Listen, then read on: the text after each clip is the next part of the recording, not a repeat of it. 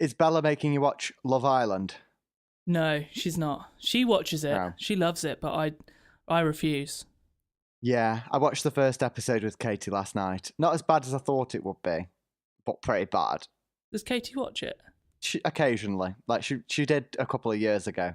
Oh, right. She either gets into it or she doesn't. Oh, okay. But tonight I've had the perfect excuse. Not to watch it. Yeah. Nice. Very nice.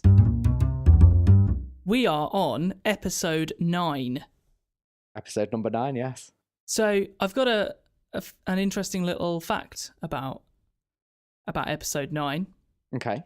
So because we obviously use Roman numerals to number our episodes, Of course. I'm a little worried about that actually after like episode 12.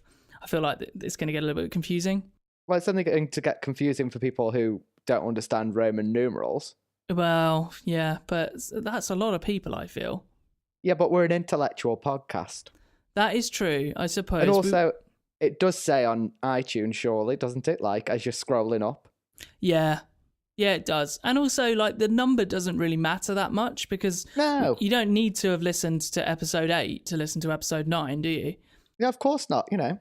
I just worry when it's going to be like XXIIVVIXX, you know, when they get so many characters, it's like, wow, okay. Well, we'll cross that bridge when we come to it. Yeah, exactly. But a very, very interesting fact about episode 9, we're going to be introducing the X for the first time in our Roman numeral calendar. Mm-hmm. And it's actually episode number 40, which is when we'll have a new character, which will be L from XL, as in 10 before 50. So it's amazing, isn't it? We had I's, V's and X's all in the first 10, but then it's another 30 episodes until you finally get to experience a new character. Yeah, that's a bit sad, really, isn't it? Maybe we should move on to a different numeral system from history, maybe. I'm sure there must be some, you know. Hieroglyphics, maybe. Hieroglyphics. I don't know if I could find them on the keyboard. So with this new character L from XL, extra large, number 40, at our current rate of 2 podcasts a month, that's an optimistic current rate. We tend to do like one every 3 weeks. We won't get to episode 40 until about November 2019. Okay, well, you know, that's something to look forward to, the L. Exactly. We will look forward to the L. I can't wait for the L. So this week, I want to talk about the cold, cold celestial dwarf, Pluto. Okay, I've heard of that one. What do you know about Pluto? I know it's had a bit of a history, done a bit of a hokey-cokey in its planetary status. Yeah. So it's famously reclassified in 2006 as a dwarf planet. But then didn't people try and get it back out again? People feel, yeah, a lot of people think that Pluto should be a planet. A lot of people think Pluto shouldn't be a planet. It currently isn't defined as a planet. And so since it was reclassified as a dwarf planet, it has remained that way. I think people do think there's this hokey-cokey, but really it was just reclassified and lots of people weren't happy about it for some reason. I guess it's because, like me, they feel an affinity with the small planet on the end of our solar system. Yeah, possibly. Do you know why Pluto was reclassified? Well, if it was reclassified into a dwarf planet, I guess it must be size, but that seems a bit obvious. I mean, yeah, it is size, but obviously it's something related to the size or rather mass. So, in 2006, the International Astronomical Union, the IAU, formalised the definition of a planet. So that it's got to meet 3 criteria, okay? Number 1, it's got to be a celestial body that is in orbit around the sun. So, tick. Yeah. Number 2, the body has to have sufficient mass for its self-gravity to overcome rigid body forces so that it assumes a, quote, hydrostatic equilibrium shape. Sphere. Yeah, a sphere, exactly. So, tick, Pluto is a sphere. But the third criteria, this is where Pluto falls down, it has to have cleared the neighbourhood around its orbit. So Pluto orbits in a region called the Kuiper Belt. I think that's how you say that word. And there are several other similarly sized bodies also in the region. These are, I'm going to absolutely butcher these names, Ceres, Eris, Quar. I mean, it started off so well. Now, Ceres, Quar. Eris, Quar. I'm going to say Quar. It's Quaoar. Weird, eh? And then Sedna. I've heard of Sedna. You've heard of Sedna. Okay, so there's lots of debate over which of these objects is the largest. Yeah. But at the moment, most people believe Pluto is. But essentially, Pluto hasn't achieved gravitational dominance because there are still lots of objects in its vicinity of space, making it, therefore, a dwarf planet and not a planet. That aren't orbiting it, I guess. Yes, exactly. I guess that's the caveat because, like, exactly. You know, obviously we've got a moon. We've got a moon. Pluto's got some moons. I think all the planets in our solar system have moons. Maybe not Mercury, but don't quote me on that. So there you go. That's why it was reclassified, and that's the formal definition of a planet. And so that's why we're saying no, because Pluto, we know that there are objects in the same region that it hasn't managed to, attract, merge with, or whatever, or push out. I don't know. There you go. There's your definition. Okay. All right. So another little cool fact on the same sort of topic. Pluto was discovered in 1930, so really late, and it was declassified in 2006. But it takes 248 years for the dwarf planet to orbit the sun. I'm being really careful not to call it a planet. So in the time between its discovery and reclassification, Pluto had only completed about 1/3 of its orbit around the sun. So it hadn't even had one birthday as a planet. No. It's one year as a planet birthday party. Exactly. Didn't even do a year. Oh. Some other things. So it's got what they call an eccentric and inclined orbit around the sun. Yeah, we all do. Well, no, not really. So sometimes it's closer to the sun than at other times. And all the other planets in our solar system, or the planets, they're on a very similar orbital plane. So in models, this would look like they're all kind of aligned equatorially or horizontally, whereas Pluto's is a lot more diagonal. So it's like tilted along that plane. And because of this orbital pattern, Pluto actually sometimes crosses Neptune's orbit, and it is actually closer to the sun than Neptune. Ah. So most recently, this happened between 1979 and 1999. So for 20 years, Neptune was the furthest planet away from the sun. And in school, I was lied to then in that case. Yeah, exactly, because you were in school at those times, right? I mean, that's when you want to go on holiday to Pluto if you're going to book a holiday, surely. That's when you're going to get a slightly warmer weather. Well, not weather, obviously, but conditions. Yeah, I suppose that would be when it's almost at its closest to the sun.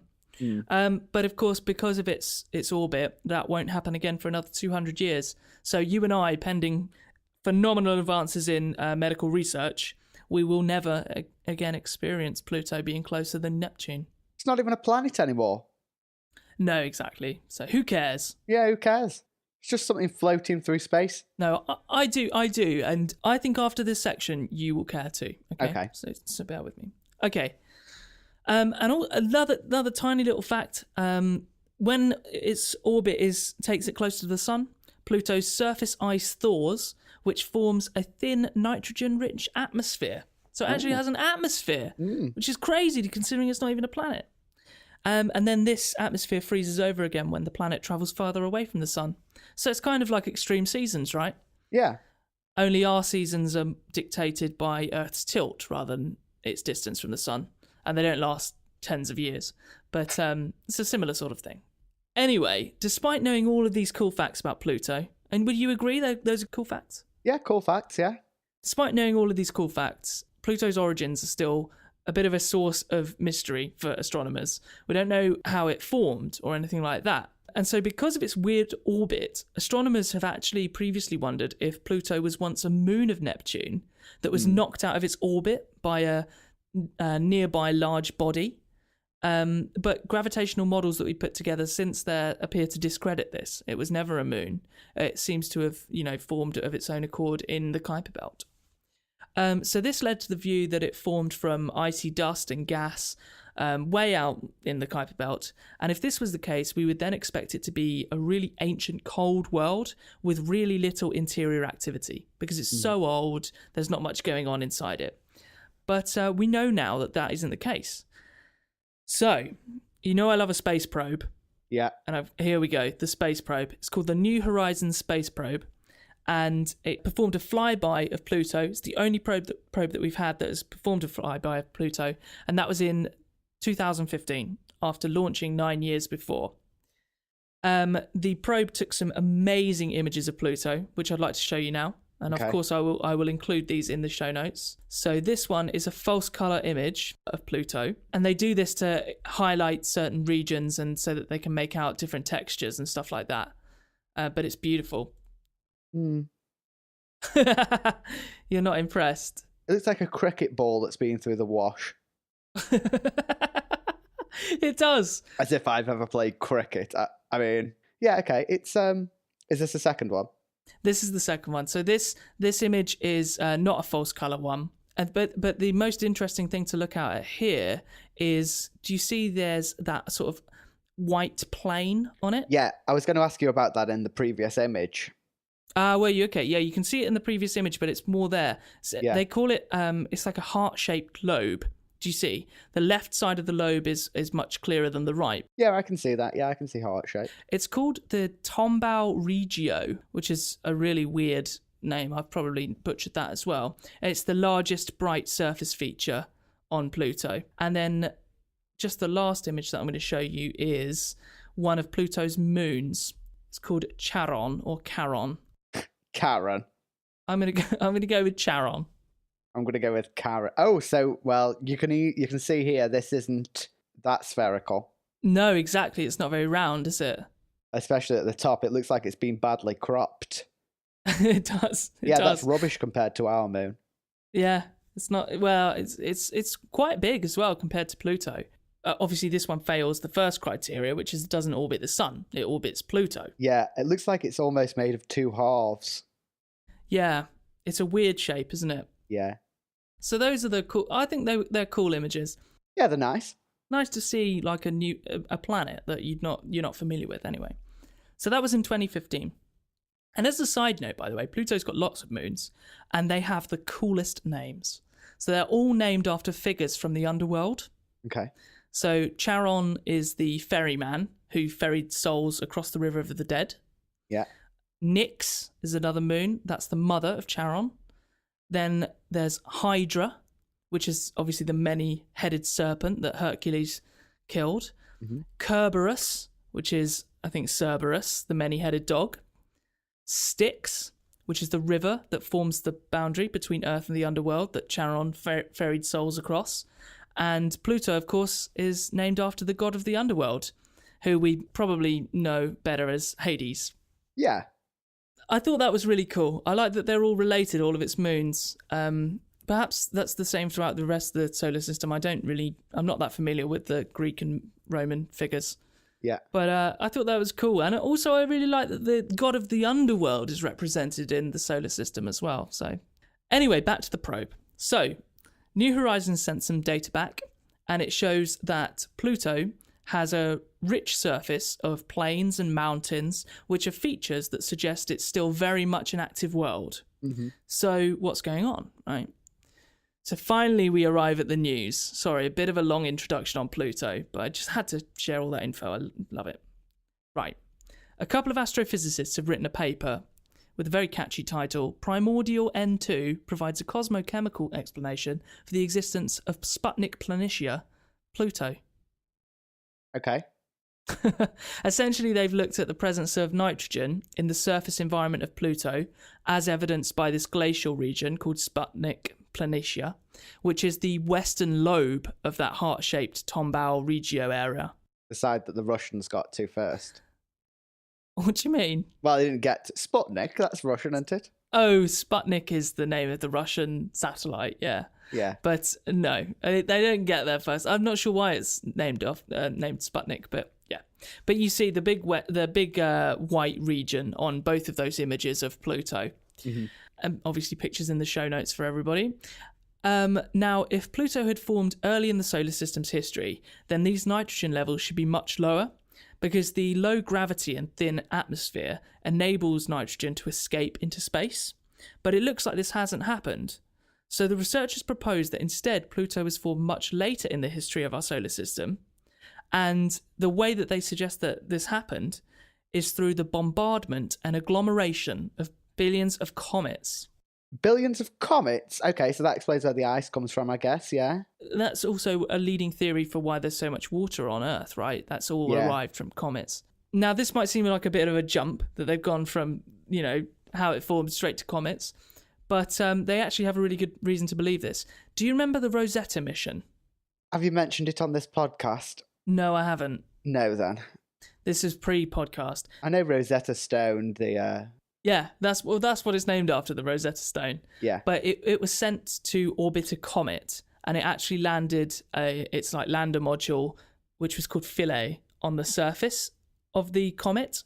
And what the researchers did was they took the data on the comet nitrogen composition from the Rosetta mission, and then they scaled that up to the mass of Pluto. And they found consistency between the estimated amount of nitrogen inside the Sputnik Planitia glacier and the expected amount if Pluto was just essentially one big comet. Ah. So there you go. What a cool theory. Yeah, but wouldn't you lose some? Because obviously there would be a lot of comets colliding. Yeah, and I think that the models would look at the amount of nitrogen that would have supposedly seeped out or whatnot, or been lost into space. Yeah, I'm sure they would have. Oh no, I trust them. Well, there's still a bit uncertainty. It's not. This is far from conclusive, but this is a new proposal for how Pluto formed, because up until now we've been well, it's not a moon of Neptune. It can't have formed in the early days of the solar system. So how on earth has it formed? And it, comets is. It seems as good a guess as anyone's, and it actually has some really good evidence as based on a previous mission. No, I like this idea that there are mysteries out there that I didn't even know were mysteries that are being solved. Yeah, exactly. And I think it's a really good example of when they, orbited this comet and they got some data from the comet. I don't know whether at the time they thought that they were going to use that to model the formation of Pluto, but I suspect not. Yeah. Because of how infrequent we send these missions out there to explore the universe and, other bodies in our solar system, there's such little data, and it's awesome to see how studies are being built on previous studies based on previous things we sent out, because you never really recognize that, I feel, with space. It always seems like you need to break new ground massively. Whereas there's a huge amount of development that can be done from cosmic recycling. Yeah, cosmic recycling. I like that. Thanks. International Journal of Cosmic Recycling. That's where you can publish all your studies where you steal people's data. No, that's a good idea. But that's essentially the news. That's essentially the piece. But I just thought it's so cool to know that how little we know of our solar system. Pluto was only reclassified 12 years ago, as we're recording this today, and it was only discovered less than 100 years ago. Yeah. And we're trying to work out how it was formed. We have no idea. But the one suggestion is that it's all these comets coming in, colliding, billions of comets they estimate, all agglomerating into this big mass that we know and love and name after the god of the underworld. Well, you always talk about space. Yep. I feel like I always talk about fossils. You do, but it's not always you. Maybe it is always you bringing them up. I feel like we talk about fossils or cave art, things like that, all the time. Yeah, anthropology, astronomy, and then occasionally we'll sort of wheedle a biology news in there. Yeah, well, I think I'm getting away with it this time because this isn't anthropology. This is way back in the Cretaceous. Oh, okay, cool. Dinosaurs. Dinosaurs. So we're talking 125 million years ago in modern day China. They've found some dinosaur dandruff. Okay, I saw the headline for this, and it would usually attract my attention. But go on, dinosaur dandruff. I didn't read this, so go on. Okay, so it's from a dinosaur called a microraptor. Cool, a very small. Yeah, so it's about the size of a crow. Okay, nice. Yeah, so it's quite small, but it's a dinosaur with 4 wings, like winged appendages on all of its legs. Okay, 2 wings, and then also its feet have got wings too. Yeah. Right, yeah. And yeah, feathers as well. So a feathered dinosaur. Of course. And so they found this fossil in modern day China, and they got their electron microscopes and zoomed in on it, as they do. And they found tiny skin flakes that are made up of these keratin-rich corneocytes, they're called, which is exactly the same as what our dandruff is made up of. Obviously not mine because I'm bald, but what people who have dandruff are made of in humans now. Okay. The reason this is interesting, the reason that it's exciting that we found this dinosaur dandruff is because it's the only evidence that we've got so far of how dinosaurs shed their skin. Oh, how interesting. Yeah. You were a reptile keeper, yeah? Yes, I've kept reptiles before, yeah. So, like when a snake sheds its skin, it sheds it off all in one nice big snake of skin, yeah? If it's healthy, yeah, it would do that, yeah. Okay. And then the weird kid brings it into school and scares me with this hollow snake of skin. I would have been that weird kid. Yeah, I suspect you would have. Yeah. And so that this evidence, this dandruff that they found in these fossils, these 125 million year old fossils, shows that instead of removing the skin as one big piece, the dinosaurs were already adapting to a more flaky approach, the kind of which that modern day birds and obviously mammals like us have. Did people think that dinosaurs were shedding their skin in one piece? I would have assumed it would have flaked. Okay. I feel like I have a memory of Jurassic Park where they come across a big skin. Is that not? No, that's Oh. Harry Potter and the Chamber of Secrets. Okay, yeah, that could be the truth. And that is a snake, so I think the reason that it is it's surprising is because obviously this is very early in the lineage of feather evolution, right? Yes. This is back in the Cretaceous period, and it shows that the skin was already adapted to a modern structure. Like, even these dinosaurs weren't using the feathers for flight, probably. They were only using them for camouflage and to stay warm, maybe to attract mates. But there's limited evidence that they could fly, and they certainly couldn't fly well, even if they could. Yeah. Oh, really? I just assumed that it would be maybe not flying, but gliding. It would be using them for flight. Yeah, but not sustained flight. No, maybe not. Maybe not. Maybe, though. I think it is important. It is important for people to remember, and I think people do often forget, myself included, that, feathers are used for so many different things other than flight, including, decoration, camouflage. There might have been some Vantablack dinosaurs. We have no idea. Exactly. Nice callback to a previous episode. You're right. So one of the ways, actually, now you mentioned why not flying. They compared the dinosaur dandruff to similar structures in birds, and what they find is that the bird corneocytes have the keratin much more loosely packed inside it. They're more fatty. Right. And this allows birds, when they're flying, to lose heat. Okay. So they want to retain the heat. The dinosaurs, or they just don't produce the heat from flying in the first place, so they don't need to have the fatty ones. Yeah. So this, as I said, this was found in the Microraptor. They've also found the dandruff in 2 other species, 2 bigger species, 2-meter proper dinosaurs, as I might think of them. Mm-hmm. That, again, I cannot pronounce. So I can give it a go, but it's going to be embarrassing. Go on, do it. Okay. I did the moons of Pluto, mate. You're doing this. Yeah, but these are much longer. Okay. Beipiaosaurus. Nice.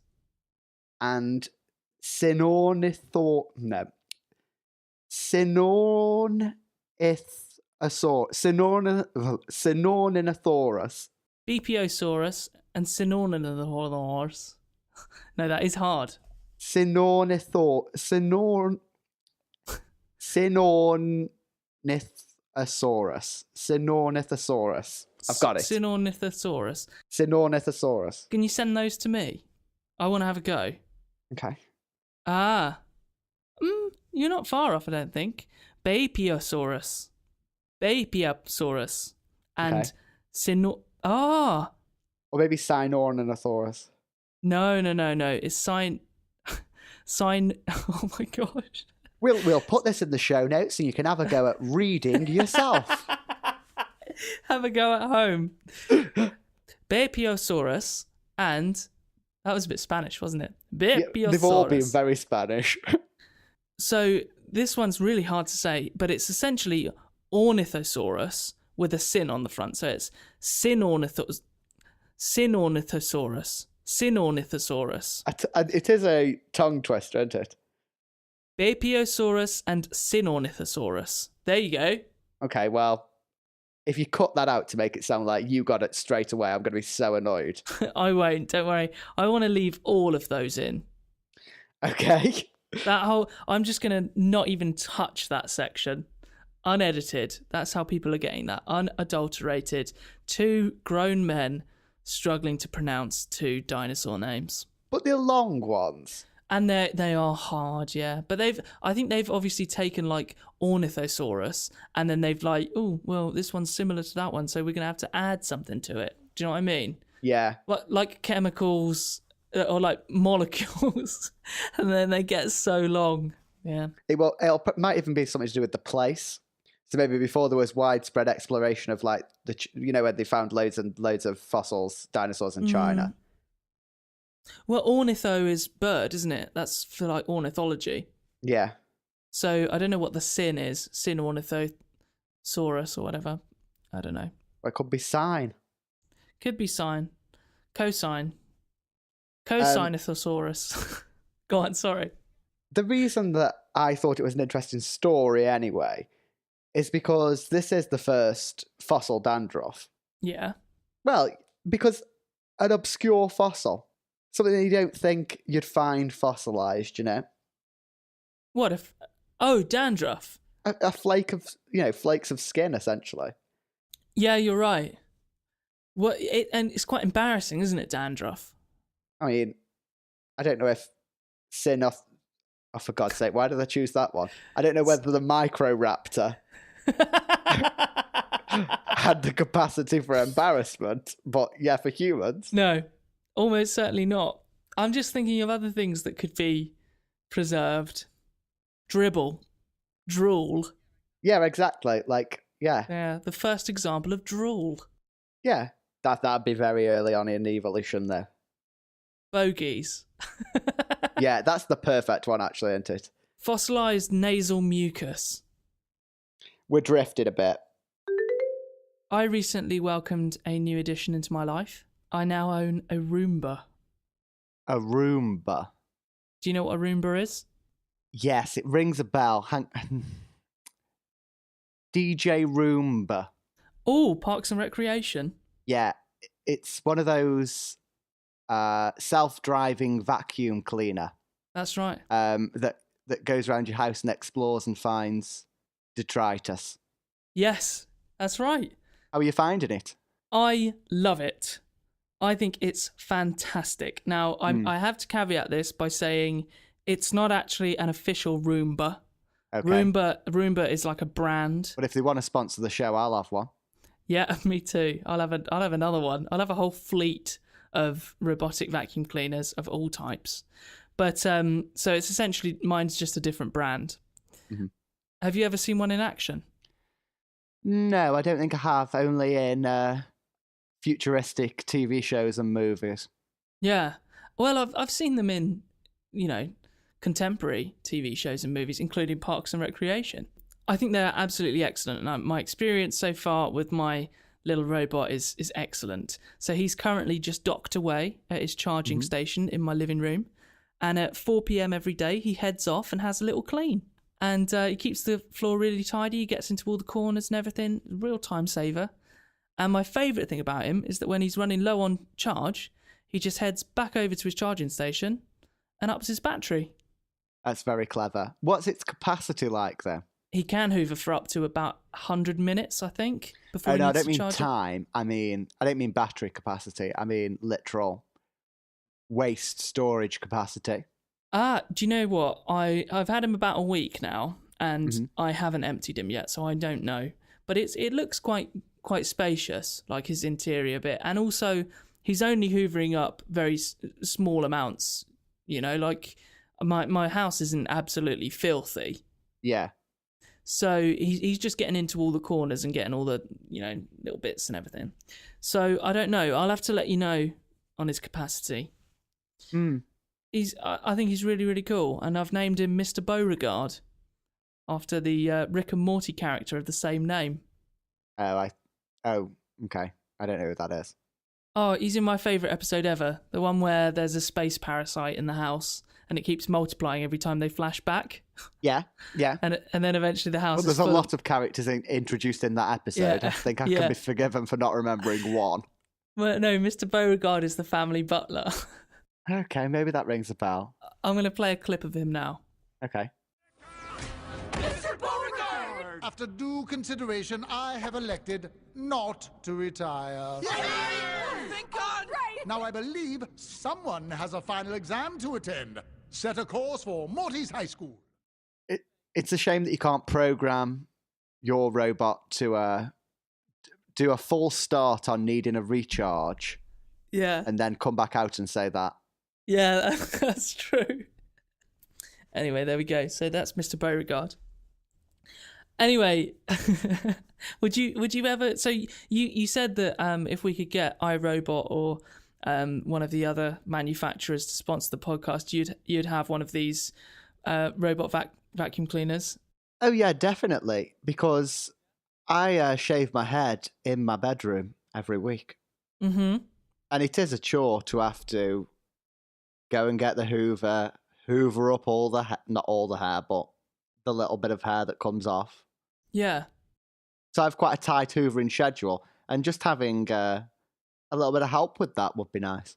That would be really cool. And obviously you can just schedule him to clean up, whenever you want. Or you can just do it manually. It's amazing. So convenient. And there's an app, so you can control him with your app. And if you want to control him like a, remote control, you can do that as well. Point him and head him off to the right or to the left. It's really cool. Nice. Essentially, it's got me thinking, like, what other household tasks can I now automate? Because it would free up so much time. If I could get a robot to do my ironing, that would be amazing. Well, it's funny you should mention that. I believe it was just yesterday morning, actually. There was a lady who was booked to appear on This Morning, offering viewers ways to save time on their ironing. Oh yeah? What way did she say? Get a robot to do it? Well, no. She came on the show and she was showing Phil and Holly how to iron. And she was like, yeah, doing this technique, I can probably do about 5 shirts in an hour. That isn't time saving. That's not time saving at all. That's slower than I do it. Yeah. I mean, I'm not saying I did shirts as nice as her, but I would not be spending an hour on 5 shirts. That's an hour for less than a week's worth of clothes. Yeah. Just the top half as well. That's mental. So she needs a robot. She does need a robot. That is a rubbish tip. She was a bad booking. I want a robot to do it. I'll buy a robot, stick it in, give it my clothes, and then schedule it to iron when I'm out. That'd be amazing. That'd be so good. And then come home and I've got a fresh shirt. It'd be so good. I don't know. It's such a time sink, ironing. And just household tasks. Mr. Beauregard has honestly revolutionised my life. And also, I can never be bothered to do the degree of hoovering that he does. So yeah. I also have a really clean flat now. It's awesome. And a robot. I own a robot. It's so cool. Anyway, it got me thinking about AI and things that we've got in our homes and automation and all that. And it brought me onto a little topic that I've been interested in. Obviously, I love artificial intelligence. I think it's a fascinating subject. Just think, what sort of examples have you got in your life now that you can just rattle off? Of artificial intelligence? Yeah, of AI. You can't think Were you of any? expecting me to rattle loads off? I was thinking maybe just like a few examples of artificial intelligence that you come into contact with. Facebook's algorithms. Yeah. Just algorithms. The internet. Yeah. Netflix, Amazon. Yeah. For structuring content and stuff and putting content in front of you and adverts. Yeah, sure. I'll give you some examples that I've listed. Spam filters and email categorization in Gmail, that sort of stuff. Yeah. Plagiarism checkers like Turnitin. Yeah. Okay. Yeah. Social media, obviously, like you mentioned, facial recognition when you upload Facebook photos, and the filters that in Snapchat. Do you use Snapchat? I do a bit, yeah. Do you use the filters? No. Well, that's obviously facial recognition. People use those, don't they? To have to track your actual face and the movements so that it makes it look like the dog's licking the screen or whatever. Yeah. And then obviously some that are really not new at all, things like autopilot on airplanes. Mm-hmm. It's obviously AI. And then one that has really taken off over the last few years, personal assistants. Siri, Alexa, Echo, those sorts of things. Well, I think we've discussed that I'm not a massive fan. I just don't have the tone to interact with an automatic personal assistant. Okay, yeah. I mean, I think they just need to learn your voice. And this is actually exactly my point. Did you happen to see the demo of Google's Assistant? I think it's called Google Duplex. So this is a voice assistant at Google I/O. I did not. I am going to show you a video. Okay. You don't need to see the video. You actually only need to listen. So what I'm going to do is I'm going to put the audio in the show so that our listeners can listen to it now whilst you watch it. Okay. So what you're going to listen to now is, imagine you had a voice-controlled assistant on your phone, yeah? Yeah. And imagine you wanted to book a haircut appointment. So you would say, book me a haircut appointment. Yeah. Do you choose haircut performance for a reason? Yes, because this is the example that we're going to listen to. Sorry, I didn't. I should have thought you're bald. Very insensitive of me. But say you were going to do this. Maybe you can still have a haircut. You could just have a real bald trim, right? Yeah, I could. So imagine you want to book a trim at a hair salon. Mm-hmm. What you'd do is you would get your voice assistant to phone up the hair salon for you. What you're going to listen to now is the AI phoning up the salon and booking you an appointment. So how can I help you? Hi, I'm calling to book a woman's haircut for a client. I'm looking for something on May 3rd. Sure, give me 1 second. Mm-hmm. Sure, what time are you looking for around? At 12 p.m. We do not have a 12 p.m. available. The closest we have to that is a 1:15. Do you have anything between 10 a.m. and 12 p.m.? Depending on what service she would like. What service is she looking for? Just a woman's haircut for now. Okay, we have at 10 o'clock. 10 a.m. is fine. Okay, what's her first name? The first name is Lisa. Okay, perfect. So I will see Lisa at 10 o'clock on May 3rd. Okay, great. Thanks. Great. Have a great day. Bye.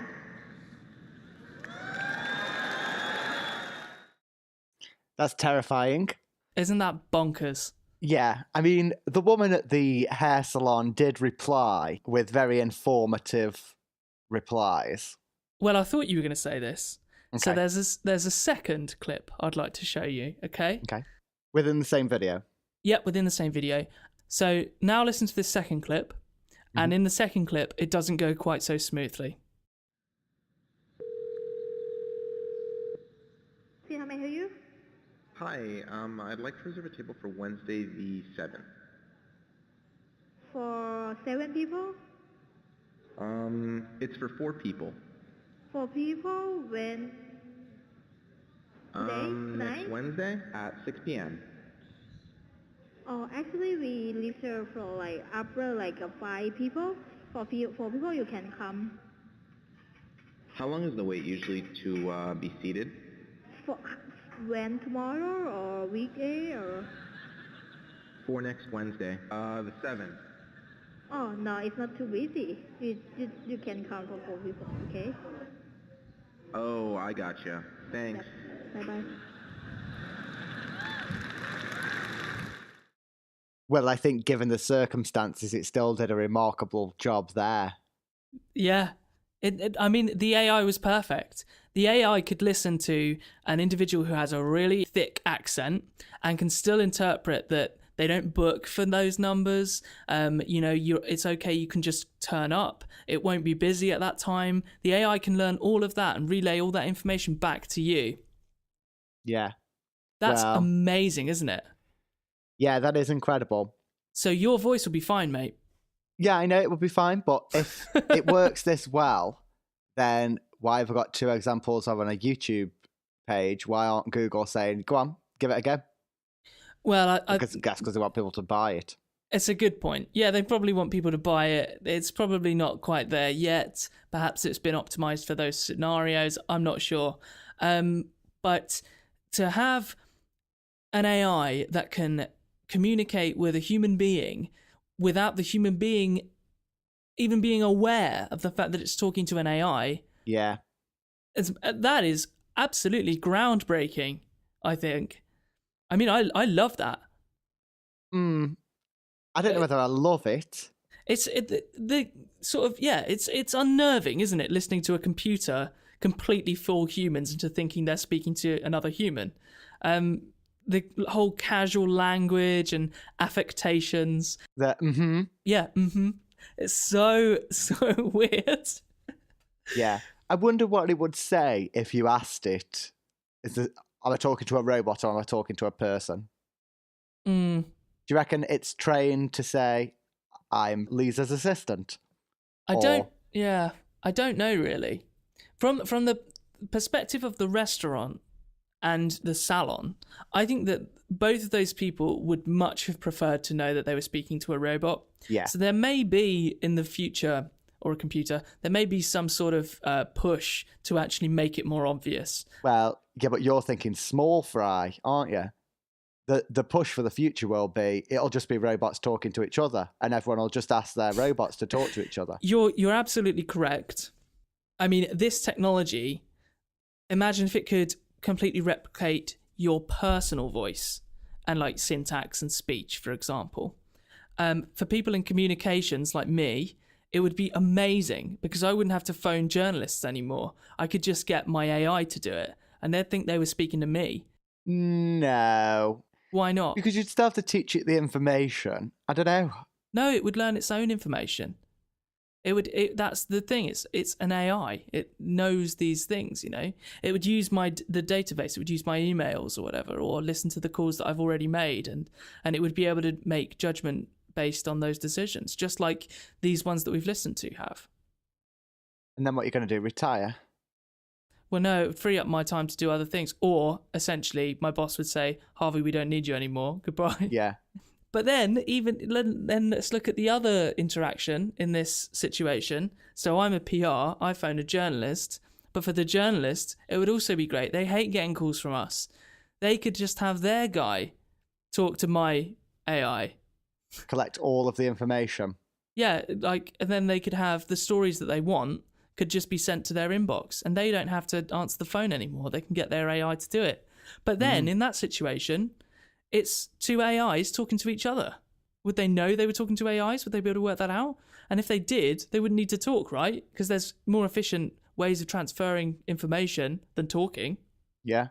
So I don't know whether we're just going to end up in this world where there are so many different voice interfaces all interacting with one another. I just can't believe it's as advanced as you make out. Well, no, sorry, we haven't got to this area yet, I don't think. I don't think we can make the voice completely replicate our own voices.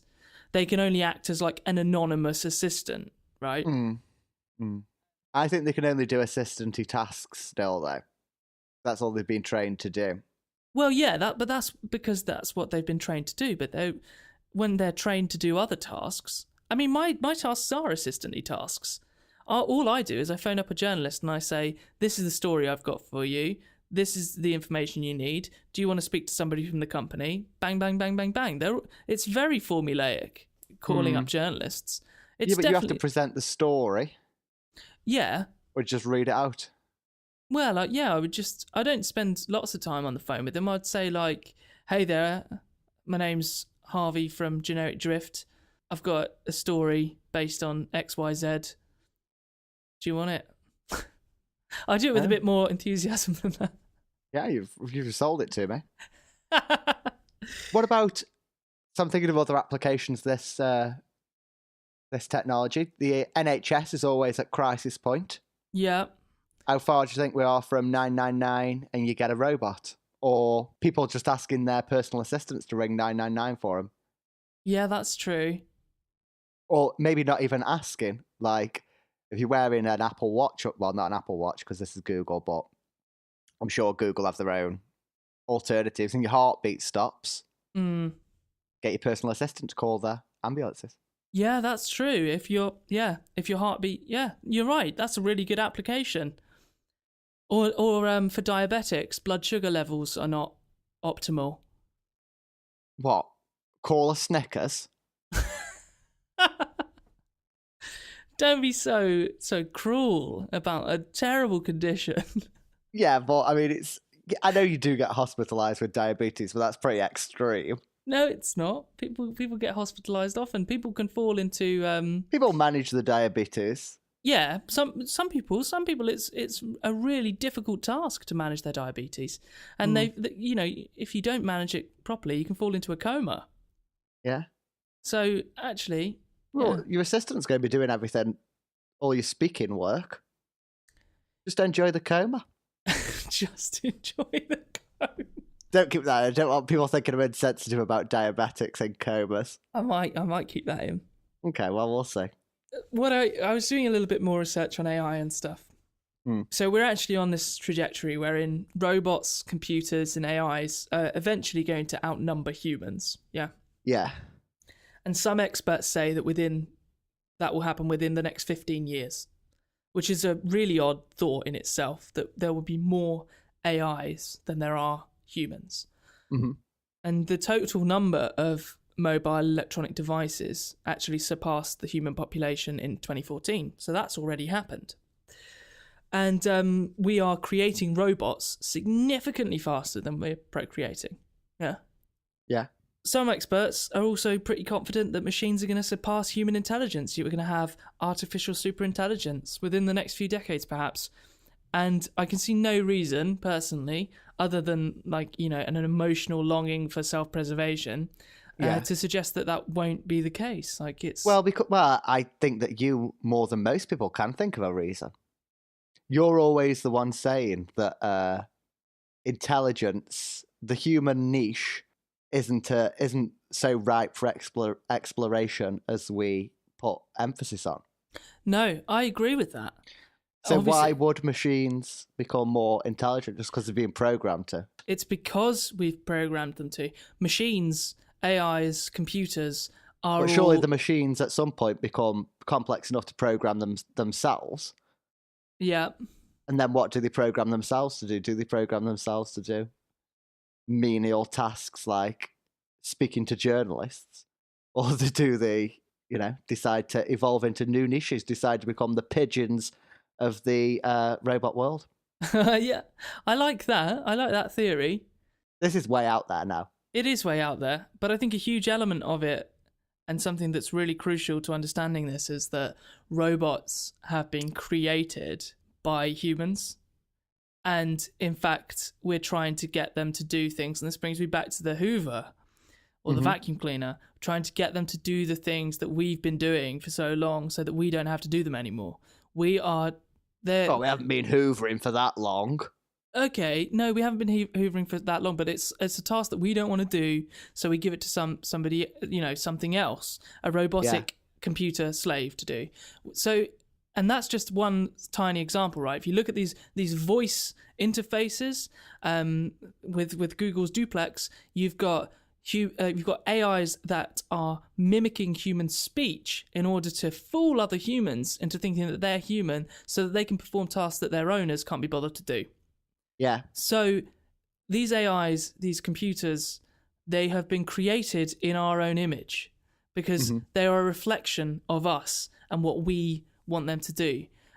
And this is the reason that a machine or a computer might value intelligence over something that occurs in the natural world or something that occurs on another planet somewhere else, because they are humans. They are, by extension, humans. Yeah, I understand what you're saying, but so we were when we talked about the AIs talking to each other, and you said, well, surely it's only a matter of time before they realise that they don't have to talk to each other. They could be more efficient not talking to each other.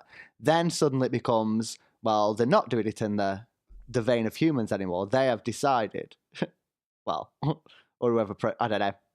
I don't know whether it would be that they decide or it would still be a programmed thing, or whether that can be just done by artificial intelligence so that it can change its route like that. I don't know. But that's an intelligent decision. Yeah. That's a decision a human would make.